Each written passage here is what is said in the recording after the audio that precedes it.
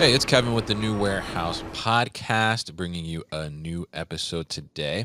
And on today's episode, I am going to be joined by Ben Emmrich, and he is the CEO and founder at Tusk Logistics. And we're going to talk about Tusk Logistics. We're going to talk about where the idea came from, a little bit of Ben's background and how he came to found the company. And we're also going to talk a little bit about what's going on in the small parcel world right now and how they're addressing some of the challenges that people may be seeing out there. So, first of all, Ben, welcome to the show. How are you, sir? Thanks, Kevin. I'm excited to be here, man. Like long time listener, first time attendee. So I'm excited to be here.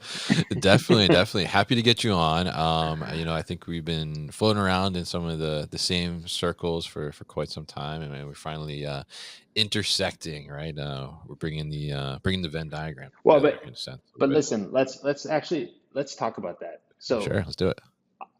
the best thing about this industry Mm, is that it's small. yeah, Like the the fact that two guys like us could like be adjacent to each other and know of each other, and then when we actually connect, like we kind of like know each other already. Like yeah, I love that about our space. And it's not just that like, hey, you know people and then you're buddies. It's actually like if you screw somebody over, everybody knows. Everybody knows. yeah. And I love that. I love that about our space. Like you can it's really a fun opportunity in our space to like build trust with others quickly. Mm, And also when you screw up, like burn that trust quickly too, right? yeah. But anyway, I'm excited to be here. I'm excited that we were pre-buddies and now we're real buddies because we're doing the podcast. So. Pre-buddies, yeah, I like that, definitely. Definitely. So, I mean, it's great to get you on for sure, and I think that is like, I mean, it's such a great point about the industry because you think even now, like more so than ever, like it is like smaller in a sense because we have like the LinkedIn and all these things going on where it's like you go and like I remember I was at an event like I think it was like 2 weeks ago, this like networking event, and I came in there and I was like there's like six people I think at least that I'm like, oh my gosh, like I recognize them from their headshot like on LinkedIn, right? Like I kind of know them Yeah, already. And yeah. it's like the No, I same when you think meet it's people. Yeah, good, man. yeah, I think it's good. I think it's good. At the end of the day, it's kind of like you can sniff out pretty easily like who's in the business for the right reasons. mm, That at least I feel that way. yeah. And like it's one of the reasons I like what we do. I like this warehousing, e-com, shipping and logistics. I love it, man. I've been in a long time. I'm not gonna leave anytime soon. Yeah. So tell us a little bit about that. Tell us about your background and how you kind of came to be the founder of Tusk Logistics. Yeah, happy to. So uh, I've spent the majority of my career at at the overlap of e-commerce, shipping, and logistics. I spent out of college, I joined Google, so I spent 10 years at Google. Mm, The majority of that time, I was on the Google shopping team, okay. and I was managing big retailers. And then my boss at the time recognized that I could navigate bureaucratic partners, and so he compelled me to take responsibility for FedEx and UPS and the Postal Service. And so that's how I got into small parcels. So it was at Google when I first started like negotiating rate cards and um, like learning the ins and outs of the orgs and what was important to the carriers and how they thought about their business and their P&L. This is like 2014, 2015. Okay. Like e-commerce was very much, on the upswing, but it was still kind of like an older school world. Mm, Think of like Shopify had just kind of like entered the US meaningfully. Um, 3PLs were still very, very traditional. Like the vast majority of 3PLs used like on-prem WMS and yeah. TMSs, right? Um, but yeah, I was at Google for 10 years. I was recruited to join Shippo. So I was the first BD person that was dedicated to carrier partnerships. I later took a lot of responsibility within the Shippo BD team for things like, platform partnerships and merchant deals and shipper deals and things like that. So I spent 4 years at Shippo on the BD team and then left Shippo in 2021 to start what became Tusk. Um, Mm. and so at our core, what we are is infrastructure for shippers to access a national network of alternative parcel carriers. So we function as the technical connection, the commercial connection, and most importantly, the operational connection day to day. Mm. So my team, you should think about us as tech and ops. Like we are facilitating the integration for the shippers. So Tusk lives as a carrier option in their TMS or WMS. And then on a day-to-day basis, we do all the messy ops work. So we coordinate pickup from dock doors. We watch every parcel in real time. We step in proactively when we know that there's a delivery issue. When a parcel is lost or damaged by a Tusk carrier, which happens very infrequently, but when it does happen, Yeah. we step in to proactively file claims. And throughout all of this, the shipper has full visibility, full control. So we give them an operations platform that they can take action on parcels in real time, change addresses, give gate codes, file claims, stuff like that. So think about it like basically what we've done is we've built infrastructure that allows shippers to access this whole class of Mm. carrier capacity that before Tusk was incredibly opaque, incredibly difficult to unlock. Like we've built the infrastructure that gives them access to essentially increase their margins. Mm. Interesting. Yeah. And I think that, certainly there's been a ton of discussion around, how to leverage some of these alternative like parcel carriers, right? Versus the big guys, like you mentioned earlier on, right? And so tell us, prior to Tusk, right? I mean, what were you seeing in the market that was saying that there was a need for something like this? Like what kind of like spurred it in your mind that was like, you know what, we need to come and we need to fix this? I mean, not to oversimplify it, but Mm. like shippers just get the living shit kicked out of them, man. Like they are pushed into a corner. Like Hmm. think about it, dude. Like take a VP director of ops, right? Like, Mm. you know, this person has been running their operation for 3, 4, 5, 10 years. Every year they are expected. They get promoted by showing progress on cost per unit, right? Mm. Cost per unit on SG&A for their building, like rent, electricity, cost per unit on labor, cost per unit on delivery, on final mile. And of all Mm. their contributors to cost per unit, final mile is often the biggest contributor. Like on average for a shipper's cost, final mile is probably between 20 to 25% of their cost line. Mm. And so for them, they're constantly under pressure to show progress on cost per unit. Meanwhile, customer expectations continue to increase. Meanwhile, FedEx and UPS and Postal every year in late January, they get like a 6, 7, 8% GRI, right? Like the goalposts are constantly changing for these operators. They also just like, it's a death by a thousand cuts because in the Mm. small parcel space, it's not as easy as saying, okay, every January, Kevin, you get a GRI, right? No, no, no. Every January you get a GRI, but then haphazardly throughout the year, FedEx or UPS or Postal are like changing what zip codes qualify as extended DAS zip codes Mm. versus just DAS zip codes. The fuel surcharges change, the holiday surcharges change. The nature of like all of this on the border surcharges and fees are constantly like adjusting and changing. It's so impossible for the average operator, the average person who has P&L responsibility for the whole operation, much less the final mile Hmm. costs. It's so difficult for them. And what we have done is basically created the infrastructure for them to have easy access to this capacity that is much, much less expensive and often at a higher quality. So, like alternative carriers have always had an incredible service. They're fully tracked, they have insurance on every parcel, visual proof of delivery. The challenge is they're just hard to integrate, right?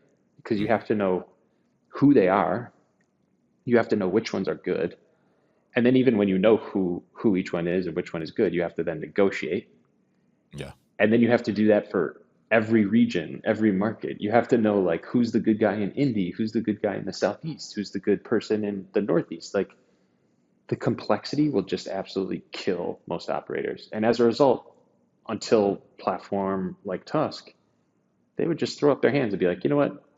The complexity is too much. Yeah. I'm just going to try to negotiate with FedEx or UPS, and I'm going to try to climb my tiers, right?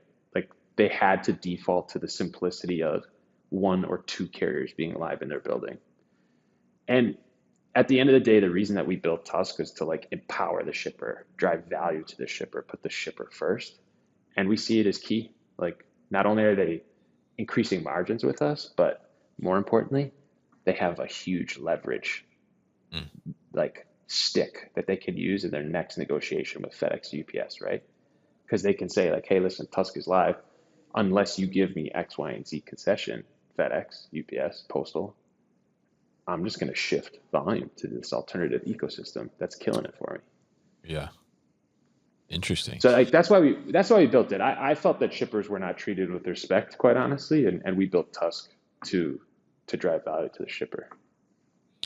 Interesting. Yeah. Yeah. And I think that, it is, like you said, I mean, it reaches a point where, the complexity becomes like too much, right? Because I mean, the shippers, I mean, they're not just worrying about this, right? They're worrying about everything else they have to worry about too. Like they're worrying about Oh my their God.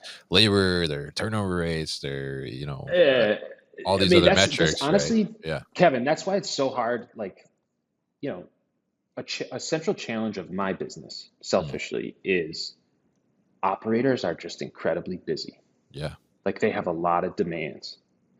Not to mention that, like, they may be super interested in driving down their final mile cost, that they truly are interested in it. It's Yeah. like a priority for them.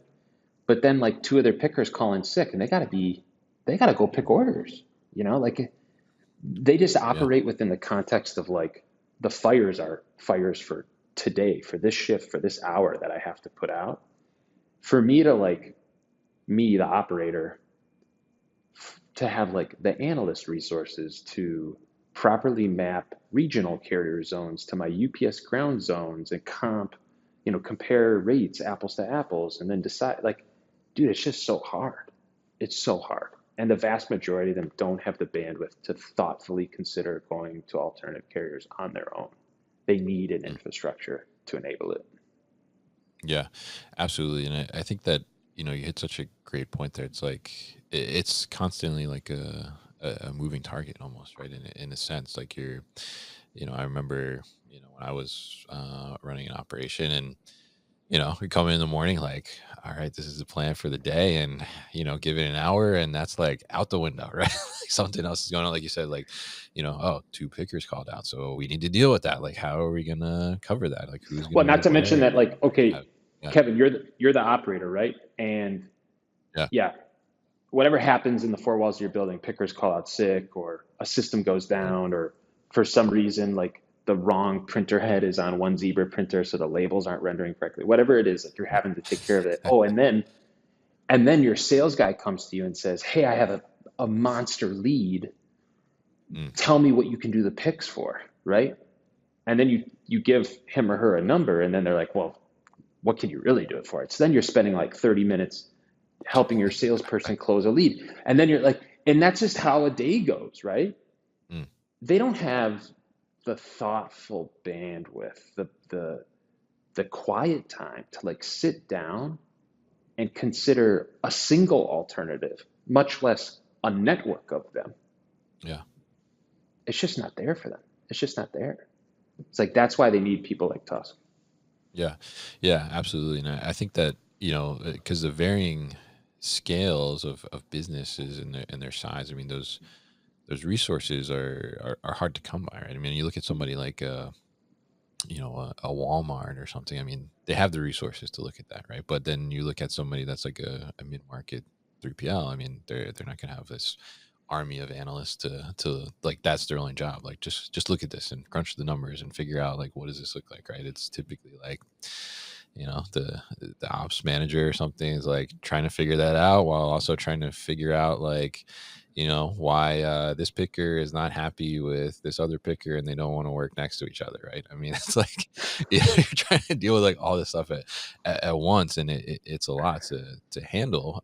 Certainly, like if you can figure it out and have that, you see the rewards, right? But it's hard to get to that point and sit down and figure it out. So it's great that you've recognized that and you're able to bring this tool to there. So I'm curious. I mean, who would you say is like your target market in a sense?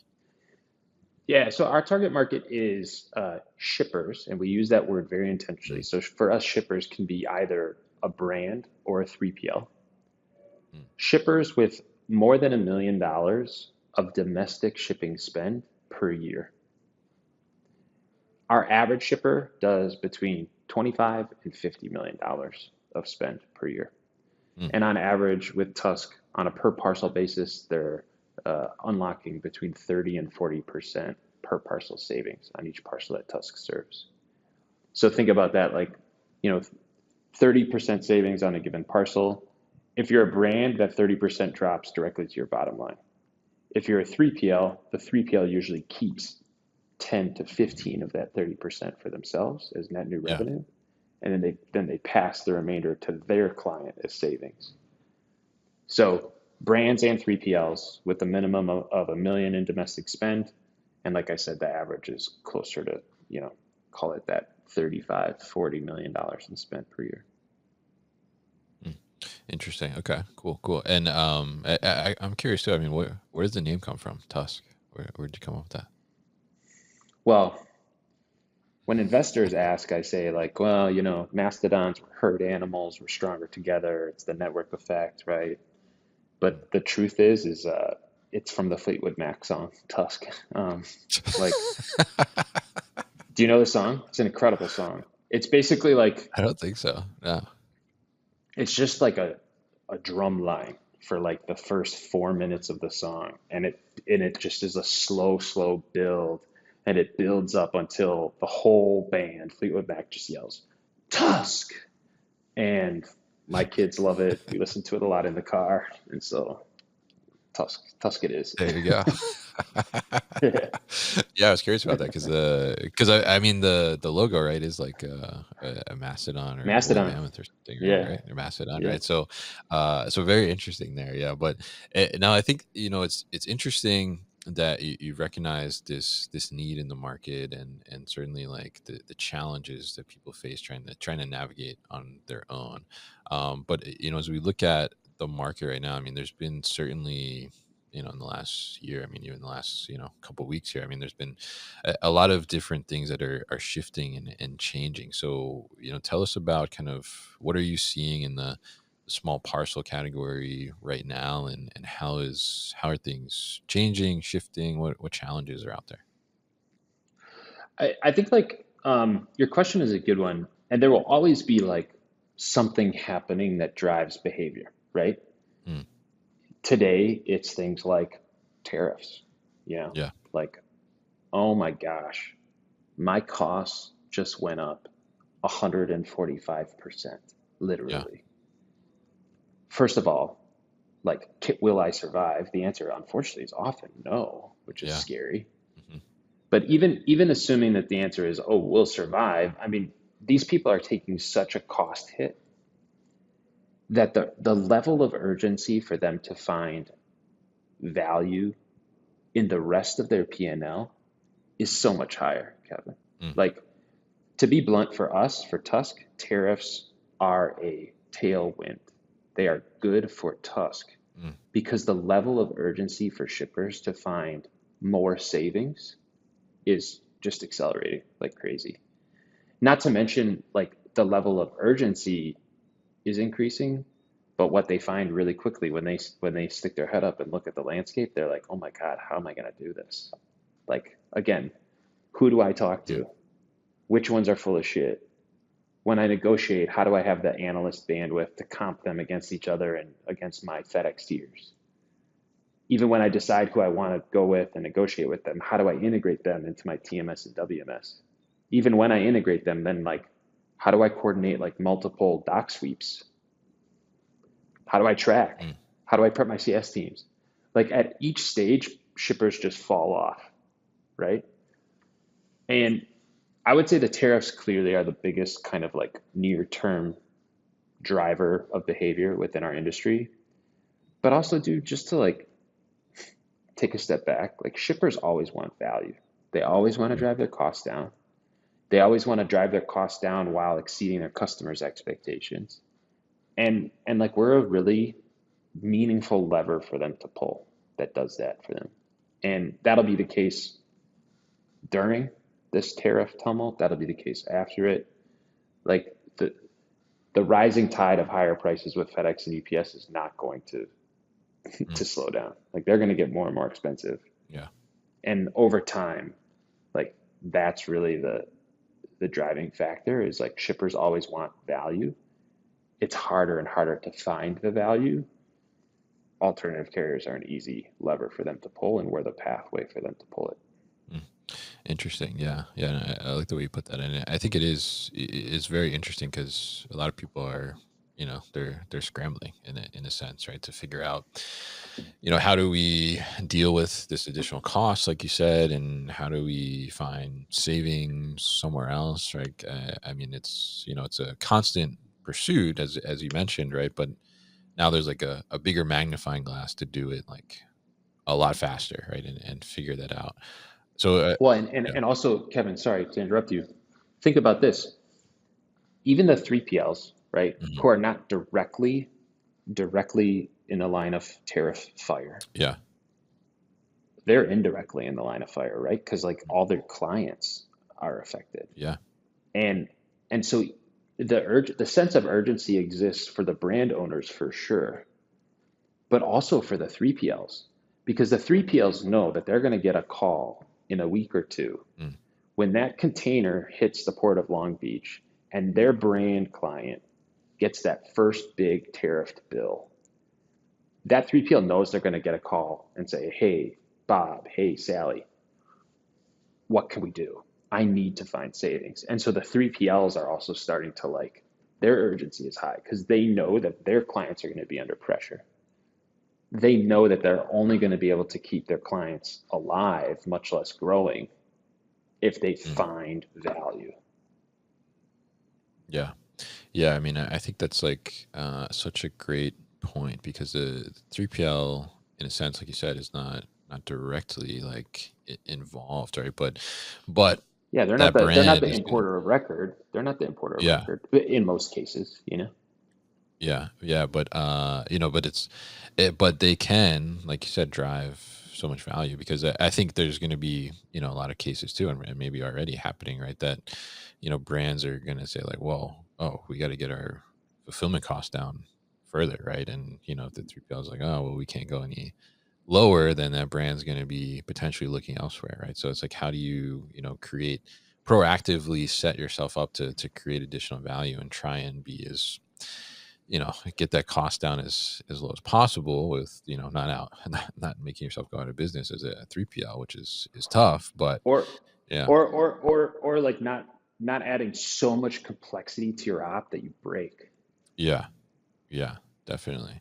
And you know. so yeah, so tell us too, like, because there's been a lot of talk and a lot of different like kind of these alternative carriers, regional carriers that have kind of popped up, some that are, just traditional like regional carriers have been around for a while, some that have popped up as like tech forward and things like that, some that have not made it right over the last couple years here. I mean, eh, how are you seeing like that market kind of progressing? I mean, does it still, hold weight? I mean, obviously you guys are using them and it sounds like they are, but I mean, how do they kind of compare to, the FedExes, UPSs, and, are they taking significant market share there? So just to kind of like put it in context, for Hmm. the overall domestic market, roughly traditionally less than 5% of volume went with carriers that were not Postal, FedEx, or UPS. Hmm. Big caveat here, I'm kind of putting Amazon to the side. Okay. So like Okay. all Amazon volume, we're just kind of like putting it to the side for now. which is changing as they do more and more like Amazon delivery for non-Amazon orders, but just for the sake of simplicity, less than 5% went with alternatives. Even today, Kevin, that number from a share perspective hasn't drastically changed. Like it was 3%, it then went up to 4, it's been flat at about 4, and it's now starting to increase again. But it's still low to mid single digits. Mm.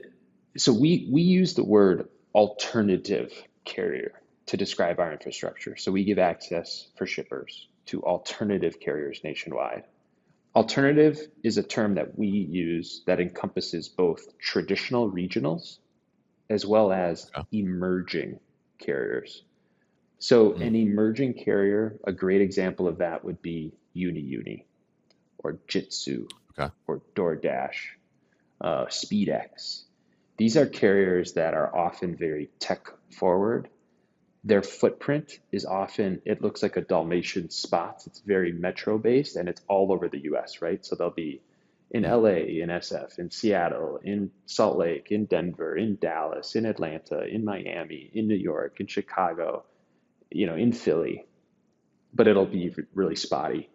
Whereas a regional covers by their name a region, right? A single Mm. city, a single state, or a group of states. They're very much like the traditional, many decades tenured regional carrier. So we offer access to both. Now, it's really hard to know which carriers are good at what type of parcel, right? Okay. Like the emerging carriers. Here's another great example of an emerging carrier, Viho, an Yeah. incredible partner, an incredible partner for things like apparel. Mm. It just fits their gig model really well. But you have to know that Viho doesn't operate on the West Coast. People assume Mm. Viho's national, but like they're not yet live on the West Coast. They'll get there for sure, but Yeah. they aren't there. They aren't there yet. Jitsu, another emerging carrier, another really good carrier. It's gig based. They do really well at like the traditional e-com, call it like 3 to 4 pounds per piece. Like they weren't live in Chicago and they're just about to launch in Chicago, right? Like, so you have to know the footprint because you have to configure your TMS with the right zip codes. Um, the traditional regionals that you have to know, okay, CDL, a great regional in New York City, been around for decades. These guys are solid, but they have sortation equipment that does not easily fit parcels that are over 26 inches in length. So Mm. you have to know that like if you give them a 27-inch piece, their VP of operations, a guy named Mike Salerno, is going to call you and he is going to yell at you and he's going to hit you with an oversized charge. Like it's just this nuance, dude. It's like Mm. so hard to navigate. Like we built Tusk to not only like navigate that nuance, but actually like take advantage of that nuance. Because in that Mm. nuance is like so much opportunity. It's when you layer a great regional carrier who does incredible work at like 3 pounds and above with an emerging carrier that just wants to eat that lightweight volume and gives you ounce-based pricing that'll just blow postal out of the water. Like, boom, chocolate and peanut butter, man. Like that's where Mm. you just can knock it out of the park. But to get there, it's a lot of pain. The good thing is Tusk has already built, we've already experienced that pain for our shippers, right? Like Yeah. we've built the infrastructure, we have the ops team, we know the people, like we have their respect, their credibility, their trust. So the shippers, the carriers know when they receive a parcel from Tusk, they know that we've already done all the config work with the shippers so that CDL is not going to receive a 27-inch piece, right? They really enjoy that. They value that highly. They also know that when we, Tusk, bring the carrier an issue, it's an issue that we know only the carrier can address. Mm. If we would have fixed it, if we could have fixed it, we would have fixed it. But the carrier knows, okay, when Tusk sends me an issue, it's something that I screwed up or I need to fix. Mm. Where, it's just a lower cost of operation for a carrier when Tusk supports the volume. We handle a lot of the headache for the carriers and for the shippers. I think over time, back to your original question, Kevin, my strong sense is that the alternative carrier ecosystem will continue to earn share on its merits Yeah. because these guys are just doing a great fucking job. Mm. They can do just a good job for a low, fair price. Now, how fast can they grow versus like Big Brown and Big Purple and Big Red, White, and Blue? I don't know, man. Next 2 or 3 years, it wouldn't surprise me to see the share of alternative carriers in like low double digits, call it, 15, 18, Mm. 20%. Over time, over a 10-year horizon, like quite honestly, I think it's probably third to 40%, 45% goes Oh wow. non UPS, non FedEx, non postal. And I think what that reflects is kind of like FedEx and UPS intentionally retreating to areas with higher margin. Mm. Enterprise customers that specialize in things like pharma and healthcare. Retail customers, small volume, high margin, connected to their UPS store, FedEx office locations. You're already seeing this retreat from the Postal Service to a large degree. Like, Yeah. you know, will it be 50% with alternatives over the long term? Probably not. Mm. But will it be like, significant double digits? Yeah. My strong sense is yes. I built this business to do it. So Yeah. if my hypothesis is wrong, that means that Tusk probably isn't doing well. Like, we built Tusk to unlock access to these alternatives, and they win. They win. When they get a crack at the volume, they win it on their merits, man. Mm. Interesting. Yeah. Yeah. And I think it's interesting to hear your perspective on that, because obviously you've dealt with them all, right? And seeing the potential for that growth, I think is interesting too as well. And it's great to hear that you've created the tool to simplify that for operations and it sounds like not only simplify for like the shippers themselves, but also these alternative or emerging carriers as well to get connected to these shippers a little more easily and navigate that and hopefully prevent anybody from getting called up by this guy Mark and getting yelled at for having a 27-inch Mike, package, right? Or Mike, Mike, Mike, Mike yeah. Salerno, Mike Salerno. So I think that's interesting, and I'm curious there. I mean, the postal service, right? I mean, there's a lot of discussion around potential changes around them too, as well. Like, there's some ideas out there being floated about like privatizing them. I mean, how does that impact like the shipper world? Like, I mean, obviously it'll have maybe some Deeply. impact on like the individual consumer who wants to send mail and letters and things like that. But I mean, from a shipper perspective, like what potential impact is there for that? Uh, it's not a potential impact, Kevin. It's an impact that they're feeling right now, Yeah. which is like their costs just went up. Mm. Like, to be blunt, their costs went up significantly. Yeah. And by the way, it doesn't matter if they had a direct NSA, a direct agreement with the Postal Service, their costs went up. Mm. Or if they used a consolidator, DHL Ecom, OSM, ACI, Pitney Bowes, who unfortunately is out of business, Yeah. but like Pitney Bowes did a lot of this postal injection work. Like, those contracts all changed. So those prices increased. The time in transit got longer. Like, the Postal Service has made decisions in their operational best interest. They want to keep more volume with them. They want that volume to enter their network Mm. upstream because they want every truck to be more utilized when it runs between the main sortation, which they call DCSFs, to the DDUs, to the post office, right? They want that truck to be more and more full. So they want more volume injected higher up in their network. That's a fair want, to like sweat their assets Mhm. better, to like utilize their facilities, to like squeeze more out of their P&L. The challenge is they took it from their partner ecosystem because they had partners that were dropping volume into Mm. the DDUs and they said, hey, thanks, but no thanks. Like, that margin's mine now. Like, they just Yeah. took it. So what's the effect? Well, cost went up, speed went down. And as a result, it's another factor like tariffs that is pushing shippers to consider alternative carriers, right? Mm. Like if you were an apparel retailer that sent 85% of your parcels through DHL Ecom for 10 years, that was an awesome decision. Yeah. You got ounce-based rates, got like call it 4 to 5 day service on average nationwide. Every year you could squeeze a couple basis points out of your DHL Ecom rep as your volumes were growing. Like it was good. You were great. With all this change, like you're fucked. Mm. And you gotta figure something out. Yeah. And like that operator is now considering like, whew, I heard Uni has ounce-based rates. Like, how do I get access to those? Mm. Oh, I heard like the carrier that covers the Southeast is really strong. Like, my facility's in Atlanta. Would it make sense for me to drop into Courier Express? Like, okay, well, like, how do I do it? Right? Like, that's what these people are facing. You know, they're Mm. facing this ambiguity, this uncertainty, and they don't really know the path forward. They don't know how. Um, they need partners like Tusk to unlock it for them.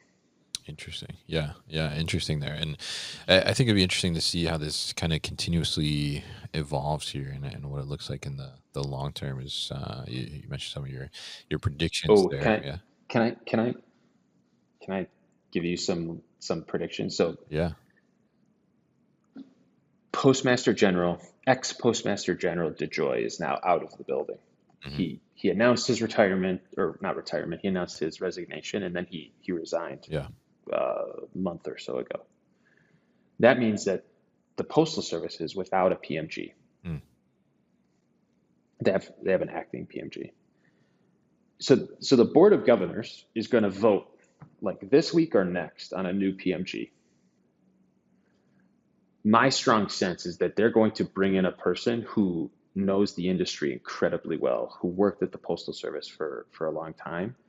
That new PMG is very likely to like not reverse, but like go after the volume that the previous regime let go. So the Mm. Postal Service might like kind of like switch in some interesting ways. They might try to capture that volume. They might give those partners like DHL Ecom access to the DDUs again. So think if you're an operator, on one hand, that's good, right? Like, oh, Hmm. okay, well, things kind of go back to the way they were. Great. But Kevin, like in the back of every operator's mind, they're going to realize like, oh my God, if Postal did it once, they could do it again. Mm. Yeah. So even if things go back to the way they were, I have to have a safety net in place. Because what's going to happen when the next PMG comes in and like rips the contract again? Changes again. Yeah. By the way, it's exactly the same situation with tariffs. Like, think if you're a trading partner to the United States, it's like, okay, well, the tariff may go away, but it's in the back of their mind that like, hey, if they screwed me once, they can screw me again. Yeah. Come You back. know, like Yeah.